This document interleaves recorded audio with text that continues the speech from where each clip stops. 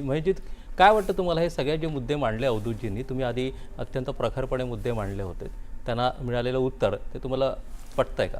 विनायकजी, तुम्हाला त्यांचं उत्तर पटतंय का? ते काय म्हणतात की हा जो सगळा विकास आहे तो फक्त श्रीमंतांसाठी आहे. मी हेच तर म्हणतोय. मी असं नाही म्हटलं, एक उगाच काहीतरी आता बोलू मी नका तुम्ही. तुमच्यामध्ये मी एक बोललोच मिनिट, नाही. फक्त मी असं म्हटलं नाही. डिस्टर्ब नका करू. ही फार छान चर्चा चालली आहे, वेगळीकडे नका. असं म्हटलेलं नाही. Don't put words in my mouth. Exactly. तर तुम्ही काय म्हणालात की श्रीमंतांसाठी आम्ही तो रस्ता बनवलाय, श्रीमंतांकडून आम्ही जर त्यांच्या 10-10, 15-15 गाड्या असतात त्यांच्याकडून आम्ही टोल घेतोय, सायकल चालवायला तिथे परवानगी नाहीये.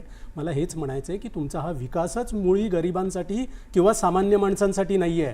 मी मगाशी बोलताना काय बोललो की विकास हा लोककेंद्रित असावा, सामान्य माणसाला परवडणारा असावा, सामान्य माणसापर्यंत त्याचे फायदे पोचावेत.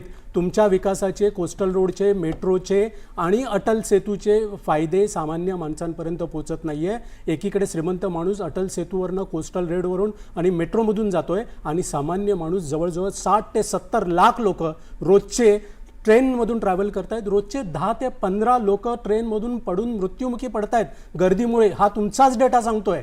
हेच तर माझं म्हणणं आहे की तुमचा जो विकास आहे तो सामान्य माणसांसाठी नाही आहे. त्यामुळे तुम्ही विकासाच्या गप्पा मारू नका, त्या पोकळ गप्पा आहेत. तुम्ही फक्त प्रांतवाद, भाषावाद आणि धार्मिकवाद याच्या हे करून, आणि तुम्ही फ्रीबीजबद्दल आत्ता बोललात, मी हेच तर सांगतोय की तुम्ही महानगरपालिकेच्या माध्यमातून सुद्धा लोकांना भूलभुलैया करायसाठी त्यांना काहीतरी फ्रीबीज द्यायचा प्रयत्न करताय.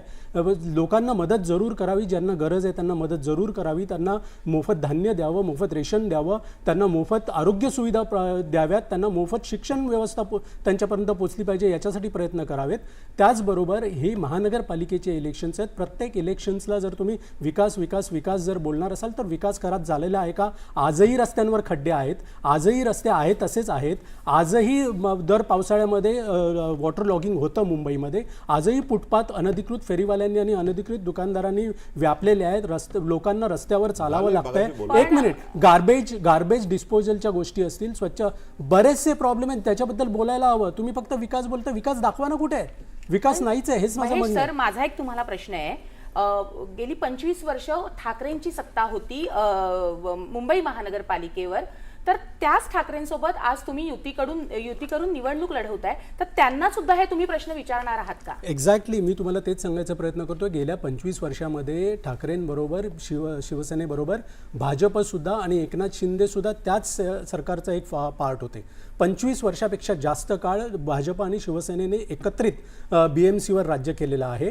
त्यानंतर आत्ता 2022 पासून 2026 आज जानेवारी आहे, जवळजवळ 4 वर्ष प्रशासकाच्या मार्फत राज्य सरकारने, जे भाजपचं सरकार आहे त्या सरकारने प्रशासकाच्या मार्फत मुंबईच्या BMC चालवलेली आहे. आजही प्रॉब्लेम तेच आहे. इनफॅक्ट दिवसेंदिवस वाढत आहेत, ट्रॅफिक दिवसेंदिवस वाढते आहे. प्रश्न तर आम्ही सगळ्यांनाच विचारतोय. ज्या वेळेला असो किंवा नसो, आम्ही मुद्दा भाजपला लक्ष करण्यासाठी करत नाहीये, तर मुद्दे काय असायला हवे आणि मुद्दे कुठे गेले याच्याबद्दल